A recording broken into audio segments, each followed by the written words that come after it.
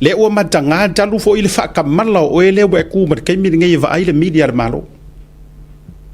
to ai nga isi so pe ngai ka nga for fo ya oe kuria ko mo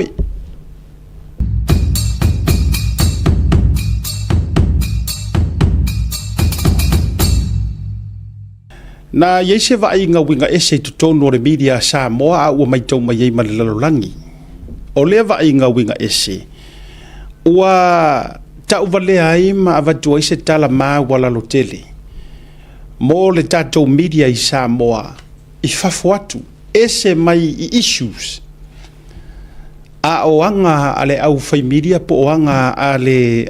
asi tamasia na faatino le so na nafi ia ua mai tau ina ino walua nei o fai tau kakia ia ka kou Samoa ai no fai tau i ko menia papalangi matangata le lunga o le page le fionga le minister o le vai fafo a Australia le sa malanga tuan nafi le Samoa ia Penny Wong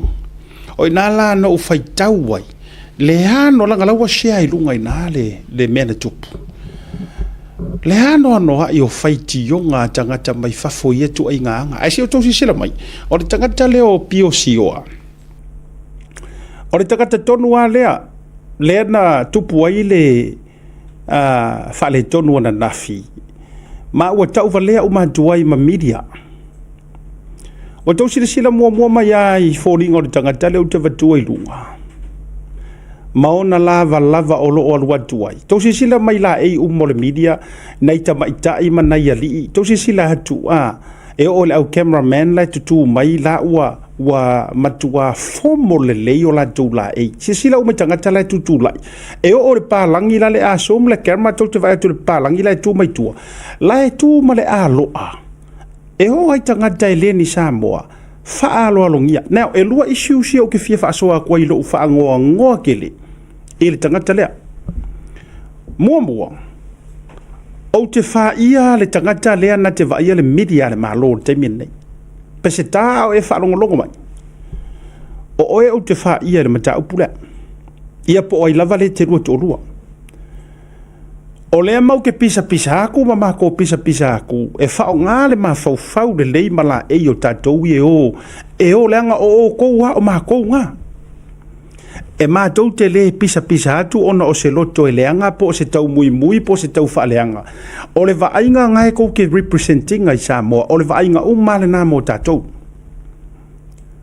wa leva lana ta pisa atu wa leva na ta pisa atu wa ta tau na fai se tau fuafuanga ai mesia o ele foko o se fo i lave ia ngai o anga me ai anga fai kai mo HRPP me ai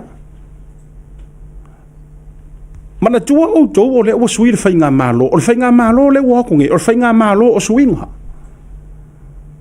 ai sila o tou ila e fai mo le tangata le o kou sila bai anu ako mare be kiafu male o fuwa vai popo o le short ma o anga ia pe ana o fai atu ai foi a o Samoa foi mo malanga i Samoa te mo sisi ngā fu a mai si feilo inga sa mato feilo ai foi e o fatasi le media e rua ko mare short foi lele nga ka e whaari hari o ngā vai vātu whafonga le tunu a ua kousi da sila ngā makua e kousi sila i kaka o lona ulu e le se lua o na fōlinga e pei whato a mahea o na faisa na lafo alua tu male miti afu o vainga ia o i e sila i Samoa i ko ke loi o le vai maualalo e o la whaafia poto tuloua lenga foi o le tala noa whaapea o ia ua leva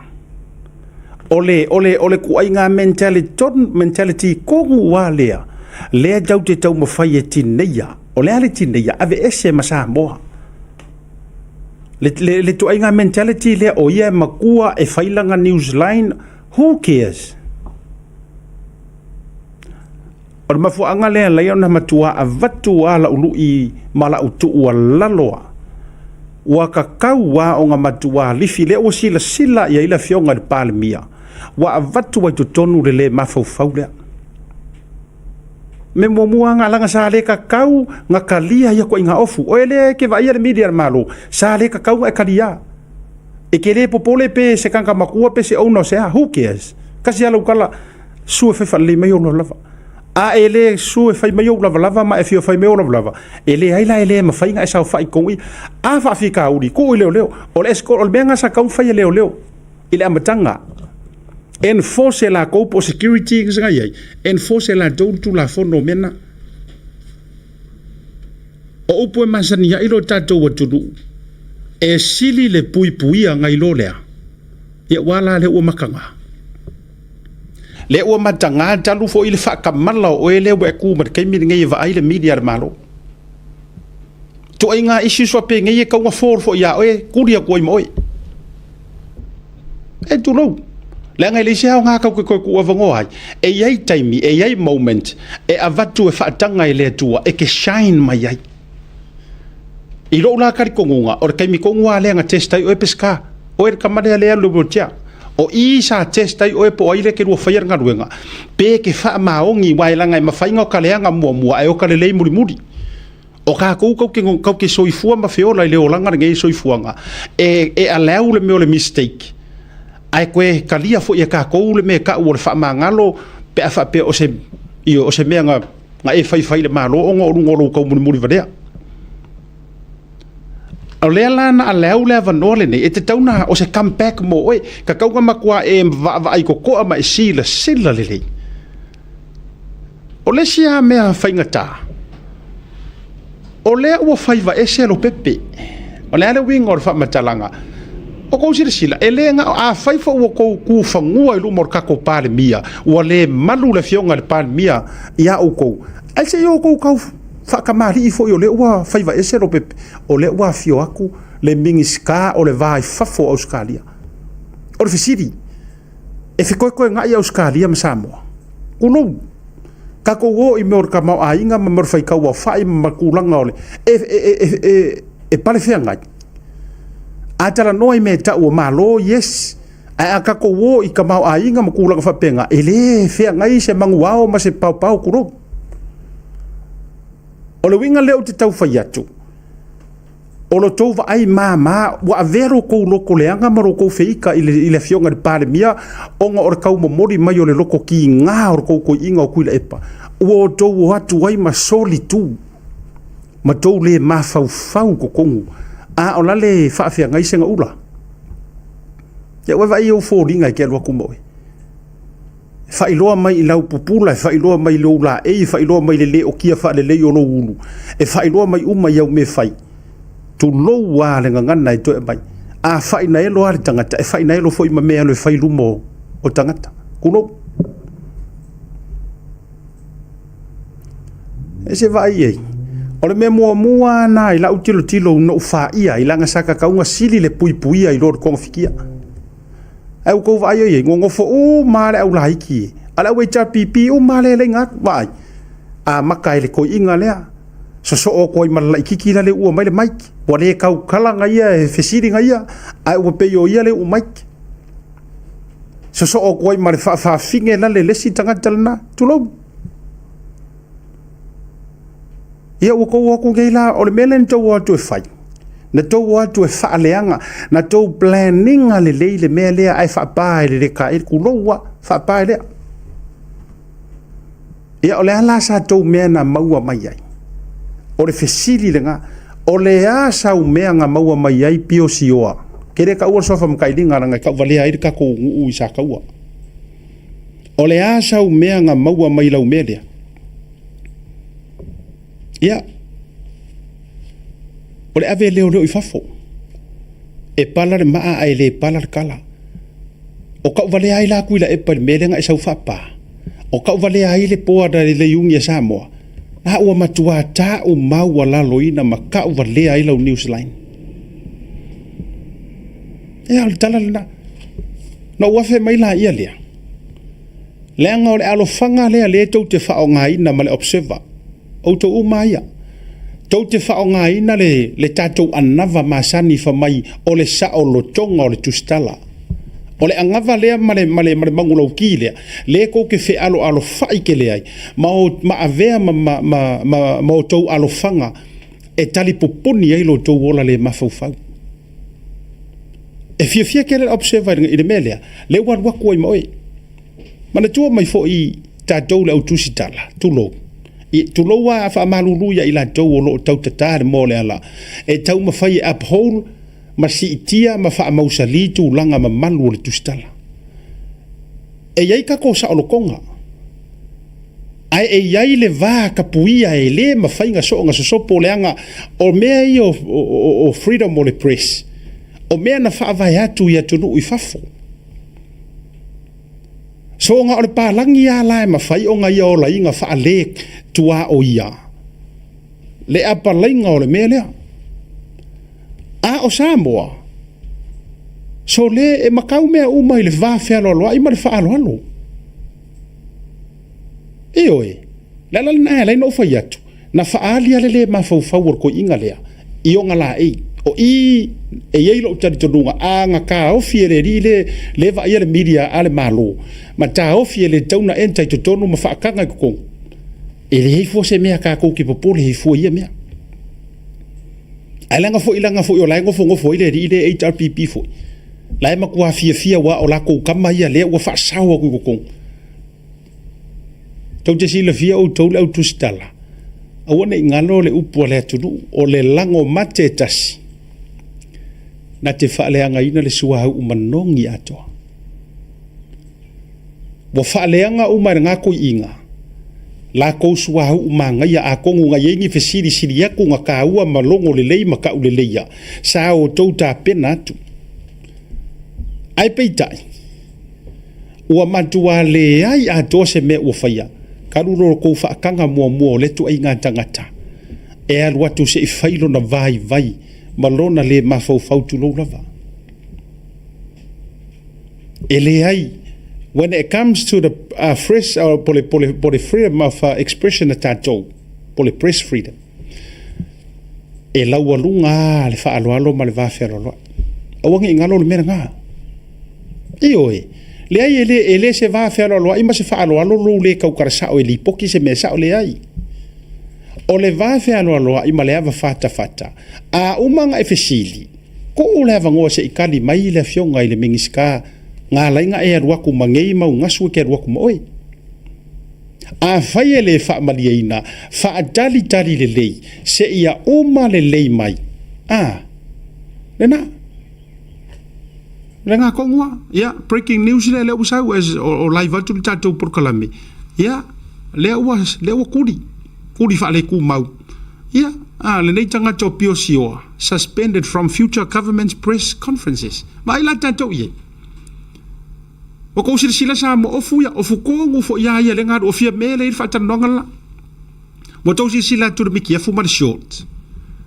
oka se ku ai ngaka I makua ai le ku kusa kulo e le tau po ye fo ini tala tu lo war fa fo mai le tu lo Leanga o le uti tala noa o le mātou feel. This is o le mātou vahenga lea. E le whapela a alu kukala loa ma whale mawhauwhau. O le mātou o tu le miri. Lei o sia kako wamio. E kusa fo ipo kako o le poulonga wha o upu whai o mālo o wale whakemo kalasi. E le ai e le ufiufia manu ngase pe a saur whaavale kupu kongor kako lava media. Boleva tau na faise tau fuafuanga o tau ia le media Samoa. Ia ma le Joas. Kau ko faise kou fuafuanga. Se kau kirokiro pe fai. O le sikala lea ko inga kangaka le Joas I Samoa. O le sikala. Se tato vavai pe faise polas fuafuanga o kou fai ai. E oe. Leanga ua tau valea o matuai. Nga tūlei lunga mahakor ngofua. Samoa. O le mea ngangopu. O le mea le sa tupu. O tele iai alasa iai ia ukalinga mo umaka kongu yo. Tulu. Le winga o lau whamatalanga o lana iai mātou fo iso upu na iai tutonu. O le mea sa tupu. Nganko whaafonga uma Samoa. Nga umanga whailanga fesili le 5 milionga fo ilea. Le lakapi. Le ai uva le ai kuila epar kai miringai. Nga fesili le mea nga. O lea la ua uma o na wha mala malama ele mingiska o vai fafo. Penny Wong. Ua manino la au o fala. E le ai se ai ia a le yungi la kapia sa mo kulo le poat. E le ai se lako fe au. Po o sa lako ai ia I le 5 milionga le anga ka ofi e le pare mia malanga whainga malo. E le se lako fe au. le ua manino na tali iai le fionga le minister vai fafa Australia fai mai o le 5 le milionga e pule ai le ua fa maku mai government to government o le lai le uma kunga kali ai ko yo fai mai e le ko ke fa fonga le fa ya tu iai e le tau le ma o ai nga ia ka fa kongo kol parmia e tau fa tu te parmia e fa kali on sa a walu fa solo anto o le mela na le fa tu le na fu ai na li fo iai le leo na li fo le iai o le leo fo le e ba ia le parmia na li fo le leo pe o si uso ia junior na li fo musu iai la ngala o sa ngo mai le parmia fa kali on sa ise umang kali aku le fafinge ku le fongan bingska ai musu tu iai junior ai fa sanga ai le ula lea na yai na yai li siata na aska se tu foi rungale e ia ka nga va ku ngai fa sanga yai tangata maona matana ua na na fa sanga ia junior ma fai iai ele ai ia le la to na yai lanta na fa sanga iai ma peye e fa ali ia nga ina malo le la tu na julunga a fu yesu el tauta ia e ma o ma me ia nga la tu le ia yo le o le leo e musu iai fa mo ka fa ngar ma fa ma fa ali winga fu ie tau o lo ma winga le tonua o tau tisi la mai o ko vai popular ka le musu ti ai le malo ai ila na fa tala na fa sanga o ke gier ma fa sanga o ke gier malo fo me ele o se media le so fi au ma ko le media ma ko kuskala ele o ngi me ka leo o ko vai ka ko ye le la na ma fu ai lo wala langa wa leo kele manga ku ona la ngo fu fa pisa o me ona fai fesidi ai le la na ma fu ai na fa ya tulo ia le e ava ai ku ilunga o le fa matalanga ila to uma sai ai na tu ilunga atol no fo pa ko sila sa mo le ma fu ma le ko tu ilunga ko fo ye le na laina mai lo ma leo e vatu ave fafo lenga ia mana tua mai o le winga le tau fa matalatu ese low freedom of speech ma mene your press freedom ese ar ka ko sa o konga fa akusikala ese le mo le mafufau ese me nga lua e ke le ala ku e vakungi o fa ali ma mo mori ku se ika o sesi la ma nga ya afa nga kele ngi ofisili le vaenga le an that's good ai e ongo sai se kari mai fisili ma fai fa kamali ela e benga le ngai de pe ko ma wo lunga pila o so i mari le si mele ai fa longa tu ai ma tato ye fa yer nga ai lo wa ma tu wa mai wa suka stress depress high blood pressure la ngor mele le ku pungar fai meika nga fai meika mele la fai ia nga ke ala a fai nga ma nga yang ya ofisidi nga ela ku ma oi ia ka penga le fesidi o le meu tupu wa fai meika la nga foi nga ela ko sofa ma ela ko fa ali ro fie ma ka ukia wa ela tu lai o wale pa na po mu fa ya bela na tupu le usa fa sisilanga ia wa e join le vaenga la po fo le observer stay no ma reta e po marieta ia nga la bo wa join le vaenga na o vaenga la ku mai fafo iyo ia o te lagona fo i o leo le a mata i fo i sia vaenga tau faaleanga wa o kua le mele te tonu mai ia o leo le a fa nga fo le news line na o tau faaleanga kau faaleanga karsia ia e mo ka o kengia ku ma fa sa wa ku le malo ai o fa ma wa lalo ma fa ku ese karsia ai longa ko mo ka fa penga te lo mele la fai la tau tutul matai na o po mususua me fa la ka wai mai ya ai se me popula i fo i to inga me pa wana o le vaenga i to tu lalo ma to tu lalo tu pe fa mole ta to e va ia le press le media le malo ku salava pe le itofia ele i pale mai sesi o le tu lalo se fa mole ku yer ko fai tu au malo tou fai longa tangata ai fai fa lelo tou ngaruenga ai loa e le fe kaui la e ma la ua le tu ala lo fo tu lo ua fa fonga mer fa ngamalo kasi le va henga ka ua wata tauna matua strict matua fa ma oti le i tu langa fa ma maluina le fainga la e ko sodia ko lenga o fallinga ya you are the face o Samoa faces leo Samoa ile laro langi a ko fallinga yo la kuskala lenga wa ile ko e bo uma so nga ile live ngi me o le ubaka ko live ko ula le me o fa karango fu ile nga ku ma kai mi nga o le kio ile ngi camera ia pule ko ale o e afeongi o funga e fai popo ai pe nga e fa afu nga e wala ia ko pe nga me ele i loa le la langi or kaimingei e wa vese po me uma wa sila nga kulo wa fa fonga nga valu o lo puisu i loa mai le la langi o le la to te o tu luma le afionga le pale mia ia faingi ko o fulele faingi ko mai e paulo ma ja upu o kere kai o ku wa go fainga ku ngor ka comedia sa mo kulo wa whether you like it or not malia mai leanga o ko fallinga o ka ko uma a faila le kau ke kam fai promote le kurisi ka le o sau le mingi ska kurisi lu ngor ka ko club